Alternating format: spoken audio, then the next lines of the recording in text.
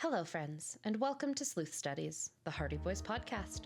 This is your host, Kira Drogue, signing on for another episode of exploration, adventure, fun, and, dare I say it, mystery.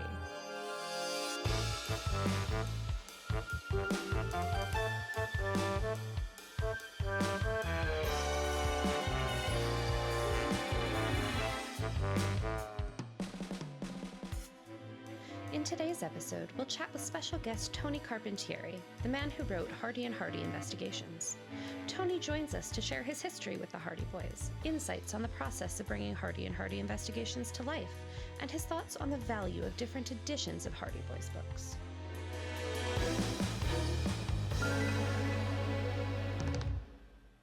Friends, it is an absolute honor to be joined today by Tony Carpentieri, data analyst, publisher, author, and the man who I think I've cited in every single written work I've ever done about the Hardy Boys. Since the first edition of his book, Hardy and Hardy Investigations, was published in 1996, that book has been the go-to reference for Hardy Boys researchers, scholars, and collectors. Want to know how many commas are in What Happened at Midnight? I can tell you, because Tony told me. Curious if your printing of The House on the Cliff is a true first edition or not? Thanks to Tony, we know that the best way to tell is to look for a misspelled but on page 137.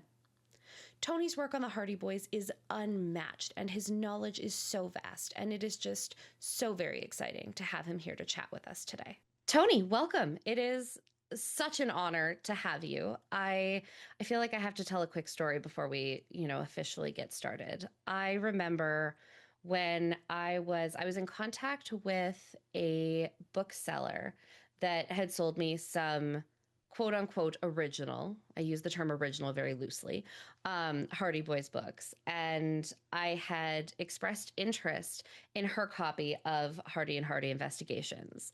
And I remember when I asked her about it in person and she gave me a look, she's like, you can have this over my dead body, but I can put you in touch with Tony, who probably has a copy. And I didn't think twice of it. And I sent you an email. I was like, hi, Tony. I'm wondering if you might have a copy of this. And I remember when you emailed me back and I actually realized that you were, in fact, the Tony who had wrote it. I had a moment where I was like, I'm emailing a celebrity. Oh, jeez. It was a very big deal for me. I was very excited. And I remember Oh, getting these in the mail and just, absolutely glorious and so much fun. And yeah, I'm really excited that you're here. Thank you so much for taking the time. I'm pleased to help you out here. Pleased to be here. Awesome. So I am curious with, all of the many, actually, maybe that's where I'll start with a question is how long have you been researching the Hardy Boys? How long have you been kind of collecting and researching? And I don't know what particular phrase to use. Let's start at the beginning. As a kid, I read the Hardy Boys books. I started in our public library in our little town of 3,000 people. They had library versions, and they were the was it Follett or APC, one of those guys. And basically, it had the same art on all the books. So I never actually saw any of the art, the picture covers of dust jackets, Oh, except wow. for that one book, which offhand I think it was the Twisted Claw. But I had read all those, and then I was probably, I don't know, 9 or something, and then we had a few used bookstores in the neighborhood, and I started spending my allowance and getting the books of my own. That's all the different art and all that. I don't think at that time I don't think I knew that there were two different stories with the same title uh, for the early books. Um, but I sort of collected them, and actually it was kind of embarrassing in like high school when we're supposed to be doing other stuff. We lived like a block away from all the schools, primary middle and high school. So all the kids in my class would come over. We had, you know, ping pong table downstairs and all that sort of stuff. And I was sort of, when everybody was coming over, I'd get a little embarrassed, and you know, half an hour before they came over, I took all my Hardy Boy books, shoved them,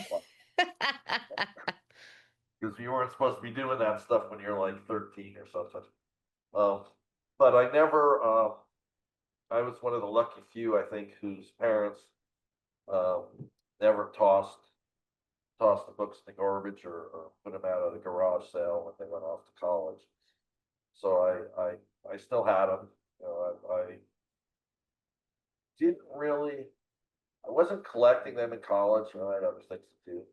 Um, but I did, and this actually, I mentioned this to some folks at a meeting we had last year, that I'm actually mainly a Tom Swift collector. Um, I've tried more Hardy Boy books than Tom Swift books, but growing up, I think it seemed to me at least that Tom Swift was aimed at a little bit higher level, the originals, and because Interesting. yeah, I ended up being a scientist, mathematician, um, and I was always more interested in the Tom Swift books, and even in college, you know, back then, 8,000 years ago. um, I was up in school in Boston, and they had a lot of used bookstores then, which of course they don't really have anymore. And I would one Saturday a month, I'd go running around to all of them trying to find the Tom Swift books um, that I didn't have, or that, yeah, or that I'd never read. And I managed to get almost all of those, but you know, that the funny thing is I seem to recall they were about $15 to $20 each, which, you know, pretty much broke my college budget at that point. Without dust jackets, and the thing is now, I mean, you can get them for half that price, you know, which is kind of a bummer, because I had all these old ones that, what am I going to do with these when I got older, and I started actually collecting them instead of just grabbing them to read. So college went by, and then I went off California at Berkeley, where they had a lot more used bookstores. You know, so I ended up, okay, I got all the Tom Swift. Now what am I going to do? And then I thought, oh well, wait, I still got, mom and dad still have, you know, 50 Hardy Boy books at home. I had them send them out, and then I got interested in the Hardy Boys, and getting the original texts and the revised texts, and seeing what was different. I remember I carried um, in my wallet, I had a little, wasn't a laminated card, but it was just like a piece of paper folded up that said, okay, I've got volume 3, and I've got one with a glossy front, because I didn't know what it was called. I didn't know what glossy front was called. Right. It had an actual picture on a different kind of paper, you know, and then I started thinking, well, I see this book that I have with a glossy picture, and now I'm in a bookstore and I see it, the same book, same title, same story, but it has a plain picture, you know, picture on regular paper. Mm-hmm. And that sort of got me interested in the differences, all the books. From then it just sort of, you know, multiplied, I guess. Well, I think it's a very similar experience, I guess, for me as well, because as soon as I realized that there was a difference between the stories that I'd read as a kid and the stories that existed originally, I I wanted all of the copies, and I every bookstore in Victoria, every bookstore in Edmonton, anywhere I go, I'm immediately like, where is the used bookstore where I might Yeah. find a cool Hardy Boys book? And I also hit a point where I had at one point a list in my head, and then I realized that the list in my head it wasn't working well. There was too many for me to keep track of. And I had a list on my phone that was very much, okay, I have 3 copies of this one, and I'm missing a copy of this one, and I'm looking for a copy of that one. And there's that moment of sweet success when you're like, that's the one, I found it. And you're just really excited to add it to the collection. I was thinking, and I'm sure everybody thinks this. It's like, what was I'm 30 years old or something, and I still have these books. I don't pull them out. I read real books now, but I still have these here. And someday, if I'm just bored and I don't want to stress myself too much, just pull out one of the Hardy Boys or Tom Swift or Rick Grant or something like that and read it. And like I was saying, I thought I was like everybody else. I thought I was the only person that above the age of like 15 or whatever that is interested in this. And I'm trying to remember. Somehow I met up with somebody or I read somewhere that's something about the Hardy Boys and how they had changed. I didn't even think at that time I really knew the difference between the original text and the revised text. Um, I probably did in the back of my mind, but it's like I have a copy of While the Clock Ticked. It's it's it looks like it's from the 1940s because it has the paper looks bad and there's a notice on the copyright page that said printed during wartime. Right. Okay, well, all right. And then did I know that in 1962 they put out a whole new book called While the Clock Ticked with a whole new story? Probably not. Maybe I did. Maybe I didn't care at that point.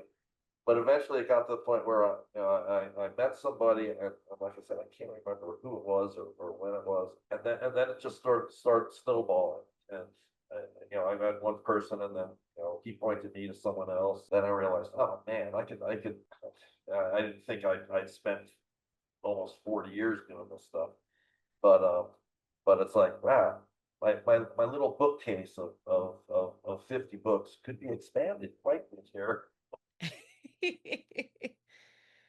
it's that's so interesting because I feel like there's a chance that lots of people feel the same way in that you've got that one thing that really interests you that you're like, I feel like I'm the only person in the world Yeah. that that sees this way. And the Hardy Boys has been really interesting for me too, because when I talk about the Hardy Boys, I'm very quick to introduce myself as not the intended reader for the Hardy Boys. Yeah, really. And it's always been really interesting because as soon as I start talking about the Hardy Boys, people are like, "Oh, well, weren't you more interested in Nancy Drew?" Like pushing me very much towards the books for girls. And I talk about my grandparents got me the Nancy Drew books, my brother the Hardy Boys books. I wanted a little bit more peril, so the Hardy Oh. Boys disappeared onto my bookshelf until I moved out and he helped me move, and he's like, "Oh, aren't these my books?" And I'm like, "Yeah, they haven't been your books for like 10 years." Deal with it. Yeah, they're mine now. Sorry. You can borrow them if you want.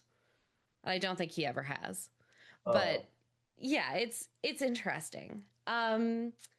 So I want to talk a little bit about you and the way that you have cataloged the Hardy Boys, because there's so much incredible time and effort that you've put into looking at not only different editions of these books, but different printings of these books.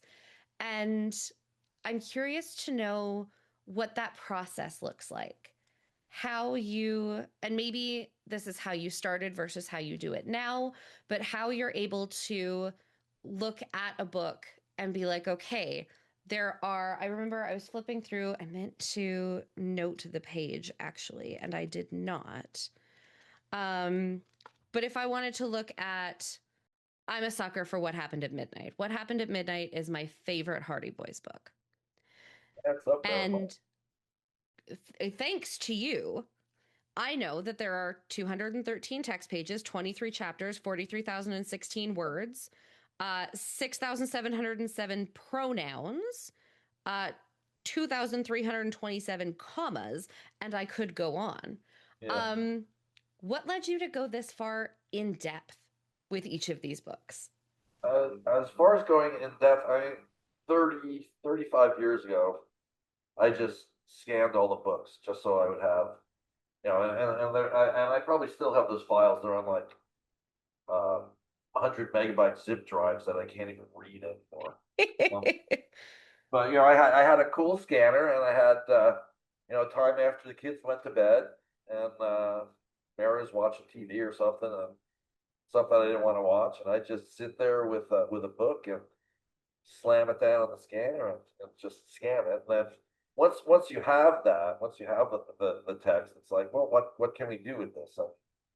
It wasn't legal to sell it, Right. but I could do all sorts of analysis with it now that I had it.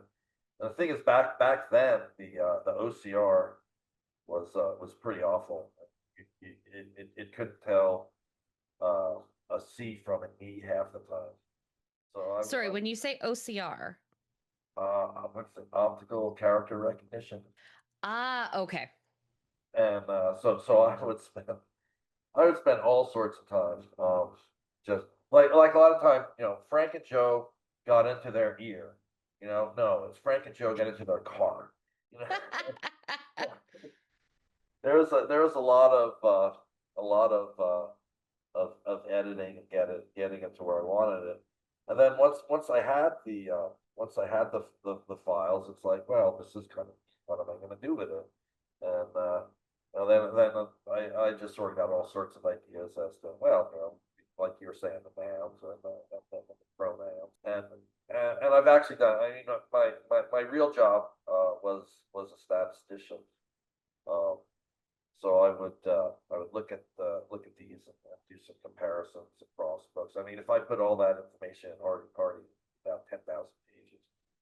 So at what point did Hardy and Hardy become a book or a series of books as opposed to a thing that you were doing after the kids went to bed because you had some time and didn't want to watch, what was on TV? Well, at some point, I met David Farah, who had done the, the Nancy Drew version. There was another fellow named Charles Heffelfinger who put out his first shot at looking at the dust jacket at once. He hadn't done anything with the blue picture covers, basically from 1962 to 1970. So I went ahead and started looking at thousands of the blue picture covers to order them and see if there were any text changes and all that stuff. A lot of the books, they started in 1962 with the original text, and they switched over in the 60s or early 70s to the revised text. So that was something. It's like up to 1968, it had 212 pages. After that, it had 179. Then I started looking up authors, this, that, and the other thing, and I put out the first guide, which is called Frank and Joe Turn Blue, which I think I sold 12 copies of over 10 years. No, it was actually the sales were actually pretty good because nobody had done that. David didn't even really do much of anything with the picture covers on Nancy Drew. Charles had the first effort of the dust jackets, which was, for a first effort. I mean, he did a darn good job. I would say probably he had, I don't know, 80% of the jackets that were in existence. He didn't go. He wasn't as nerdy as me as far as going into um, text changes and all that stuff. He basically worked off one fella's collection. Um, he lives down in L.A. He had probably the biggest collection of Hardy Boys original textbooks, and most of what Charles had was from that collection. Um, but I think he sort of lost interest in it. Charles sort of lost interest in it, and then he had some health problems. Um, I had tried, to buy out his guide, for the fantastic sum of what it was worth, which was, not $8 million, which I'd like to think is pretty much. I think Hardy's worth that either. But he wasn't interested in selling, so I basically I was actually lucky because Mary was working for Southwest Airlines, so I could pretty much fly around and look at people's big collections. Oh, that's awesome. Yeah, there were probably 15 big collections that I looked at. Not as big as the one in Southern California, but there are other people and they were encouraging me to do this. It's like Charles did a great job, but he only looked at this one guy's collection, and and they're all convincing me. It's like, hey, come on, I got like 500 dust jackets. And it's like I would fly over there with a stack of 400 3x5 cards and scribble everything down that the number of titles, what series was advertised on the back of the jacket, and the same thing with the books. Charles really didn't go into the books themselves at all. Um, Right. It was very much focused on the dust jackets. yeah, his was on the jackets, and I actually find the books more interesting because you can go through and see where the plates got damaged because they dropped them in 1953, and the Yeah. letter got messed up, and I find that more interesting than looking at the jackets, because jackets are it's kind of interesting, but you know the difference is there's one more title in Tom Swift and one more title in the Hard Boys, and that's about it. But then you look into the books, and I mean I don't look at all 200 pages of all 20,000 books I've ever seen. Or I'd have to live to the age of 600 to do that. But there's there's some points when the Tower Treasure, um it wasn't known that there were two, and actually I think the first three books there were nobody had ever been able to nail down the first of the actual book, um till I sort of went through and did my analysis. I think on House on the Cliff and Secret of the Old Mill, there are actually literal text changes after the first printings, not just busted up lettering because they dropped the plate, the letter fell off or something. So Right. that got me more interested in continuing on and doing the order of of all the books. I mean, I've got all the red party board books. I think there's 61 of them spread out over 11 titles. And for all of them, I could say with 100% certainty that this book came before that book. People would think it's true because one book advertises 12, Ted Scott's one is 14. So well, that's a pretty good indication. But there are some times where they grabbed an old plate or something like that. That's one of the fun things I like doing, is going through and holding two books up, one in each hand, and looking back and forth and going, well, this letter broke off, between the fifth and sixth printing, or during the fifth printing, and that sort of stuff. And that's the kind of stuff that I enjoy doing. I've run into some people who say, can't you find anything better to do with your time? People ask me the Yeah, same question. I work 40, 50 hours a week at a real job. This gives me something to do when I'm sitting around doing nothing. And I mean, it's something you're enjoying, and it's benefiting other people. Yeah, it's certainly not something you do to get wealthy. Um, I was Yeah. telling somebody, I think I'm actually positive. I think I netted about 38 cents an hour for all the work I've done. Oh, jeez. I mean, it's a labor of love, Oh, but definitely. that moment you talked about where you can hold two books that look the same in your hand and confidently explain why they're different is so powerful, but it's also something that so many people don't necessarily have the opportunity to explore, or maybe they just don't know it's a thing. But as like as I did my publishing degree, one of my favorite things to talk about, I mean, it's always one of my favorite things to talk about, but I loved pulling out different editions of What Happened at Midnight just happens to be the one that I have the most of. So I could pull out, here is a wartime printing, here is, one of the first 60s printings, and here are the specific changes. And one of the only reasons I could do that is because you had gone through and done all of that legwork.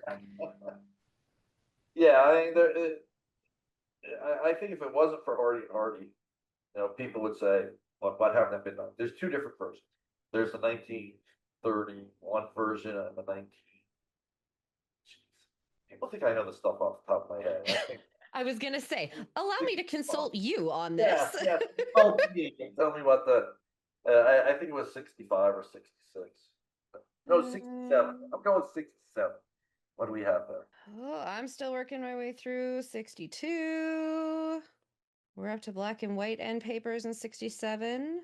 Oh, Yeah. first printing of the revised text, 1967A. There you go. All right. You do know this off by heart.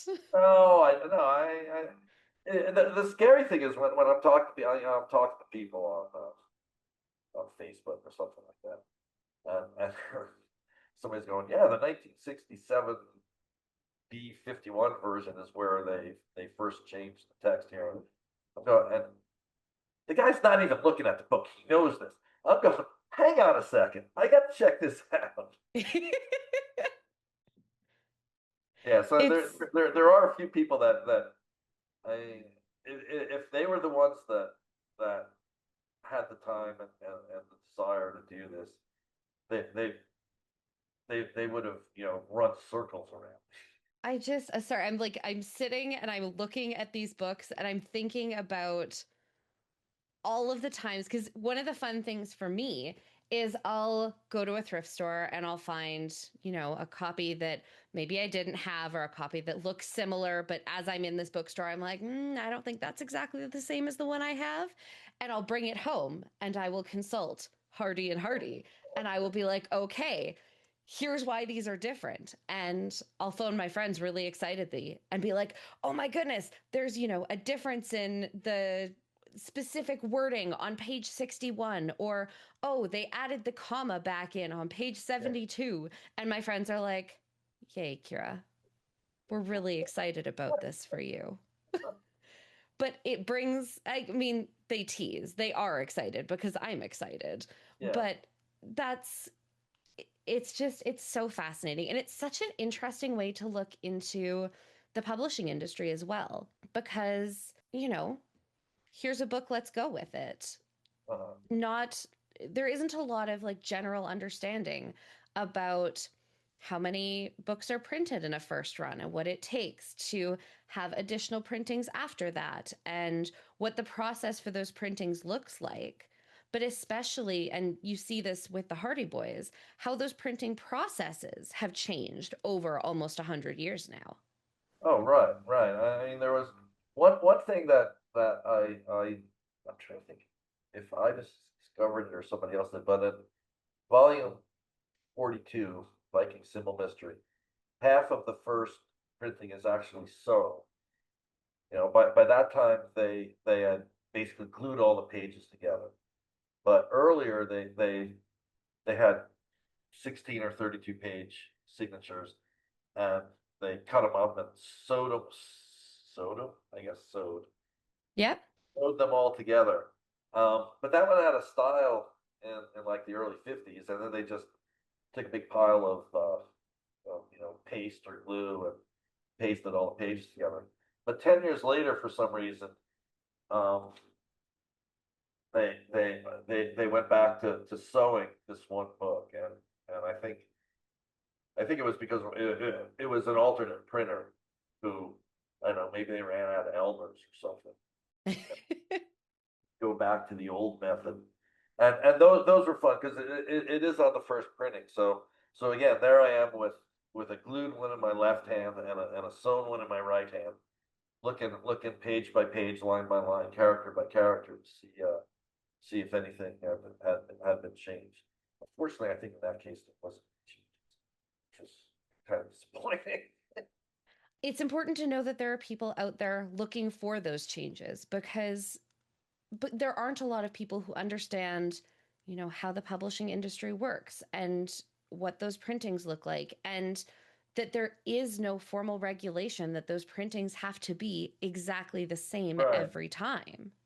Uh, So getting to see those changes, I was going to say no matter how insignificant, but none of them are insignificant because it matters the way that these books are being changed from printing to printing. from my point of view, it's for ordering. But there's other people that, for instance, in number five, hunting for hidden gold, there was a whole bunch of racist junk in there. Um, they were traveling by train, um, out to the west, and up to I think 1960 or 1961, it was like bad dialect and all that stuff. Then in 1961, they changed that in I don't know, 7 or 8 pages or something when they were traveling. This was they revised that book in 63, I guess it was. But so there were a couple printings where it was less offensive, let's just say. It is still the original text, but they had made changes on these pages to sort of tone down the offensiveness of this. And then of course the revised version came out. They didn't even have that. Well, and that's interesting too, because as we move into lots of classic children's literature being, you know, reimagined, re released, brought back to life, there's lots of conversations happening in the publishing industry, but also between readers about the content of these books and how it's reflected. There was a couple of years ago now a really big discussion that came up. I want to say it started on Twitter about Roald Dahl's books and it was very small changes. It was changes to specific words and how characters were being referred to. But readers were angry because these classic texts were being changed right in front of them and they didn't necessarily have a say in it. And it brought up some really fascinating conversations about gatekeeping and censorship in children's literature, which is something Yeah. that we will talk about in this podcast a lot because I have a lot of thoughts on it. But lots of people didn't know that, they're like, oh, this is happening for the first time, except it's not because it happened with the Hardy Boys series starting in 1959. And they're having it done under the guise of a repackaging when we're switching from, those. Yeah, we're switching to shorter books and we're making them updated for today's kiddies. True, but there was also a lot of the early books. It's like especially 12, 13, and 14 footprints mark on the door at Barbara. Yep. You don't want kids these days these days reading some of that stuff. Um, and that's so I think the revisions to those were good, but it's also important, I think, and even for kids to have them read if somebody if a kid's interested in the Hardy Boys, and most kids these days are, it is interesting for them to read the original texts as well as the revised text, just to see how things were in 1930s, 100 years ago. It's like, wow, Yeah. there were people back then. Yeah, You mean there were dinosaurs? yeah, really. Yeah, where's the dinosaur chapter? I mean, it's just so interesting to me the concept of these books as artifacts. Like they're stories, they're artifacts, they're pieces of history. There's so much to them, both intrinsically and extrinsically. I mean, One of the really fascinating parts of Hardy and Hardy Investigations for me was the dollar values that you'd attributed to different printings of these different books. And I mean, guilty. I have paid way more for a Hardy Boys book than it is worth. And I've also scrolled through eBay or Facebook Marketplace and been like, you think that's an original and it's worth $117? Bro, I hate to break it to you. That is like a $3 book you got right there. But I mean, I feel confident in that because you've given me, a baseline for that. But I think the question I have, I guess, is how do you calculate that dollar value for those books? It's mainly like you're saying on eBay. I mean, you look at we haven't even had a tariff for 10 years or something. But you can still look at them, and you just gotta look at the sold prices. Because like you say, people say, oh, they got a copy of Tower Treasure and it says copyright 1927. Oh wow, that was printed what 99 years ago? No, it was printed in 1958. And they put a price of $500 on it because it's 100 years old. It's like, can't look at that. You got to look at what stuff's actually sold, and a lot of it is just sort of looking at those numbers and averaging the prices. I mean, of course, not all the books are going to say that 47, 23 or whatever. But most of the time they got pictures, and I can tell, okay, well, this is within 2 years of after World War II, and it sold for $18. So that's a good starting point. I've got, I think I mentioned before that I used to do all this stuff on 3x5 cards. Nowadays, I've got all these spreadsheets with all these tabs, and it's like, for not only for the prices, but for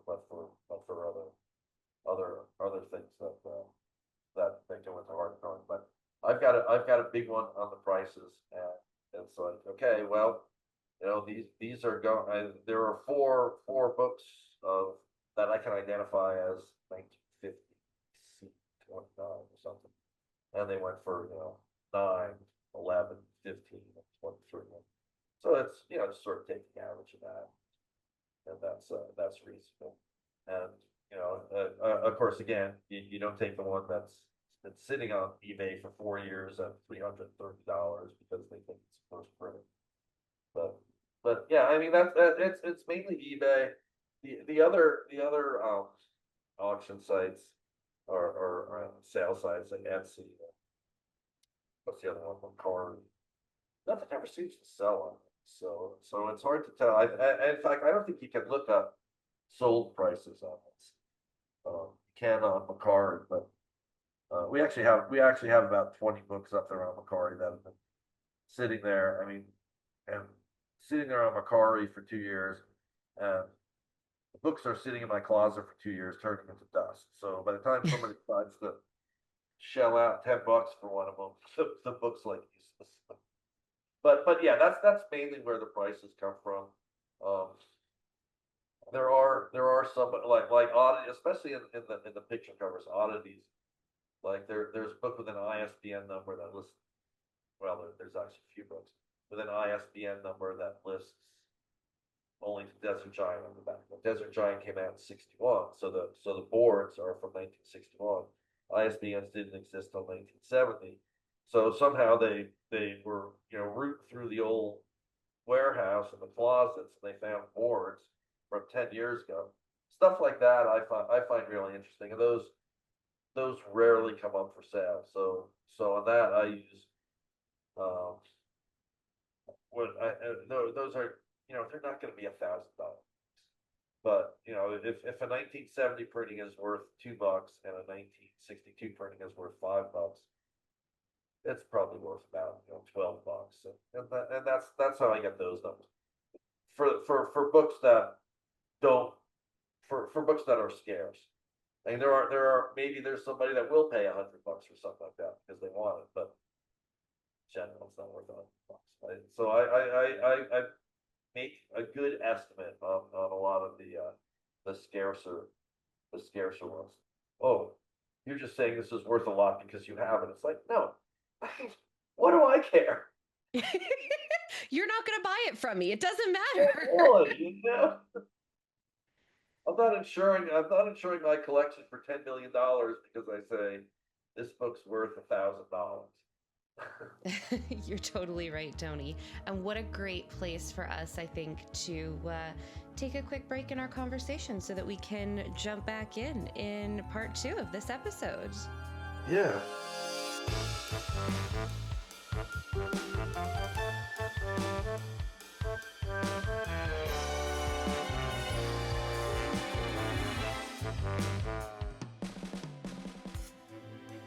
Friends, thank you for joining us here today. It's been such fun chatting with Tony Carpentieri, and I want to take a moment to thank him again for his time, energy, and expertise.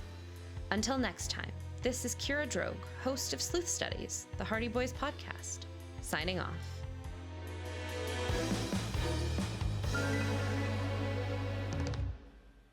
The absolutely stunning original theme music you've just enjoyed was composed by Jeff Lee.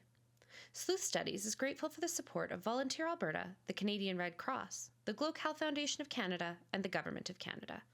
For more information about Sleuth Studies, the Hardy Boys podcast, please visit www.sleuthstudies.ca or find us on social media @sleuthstudies.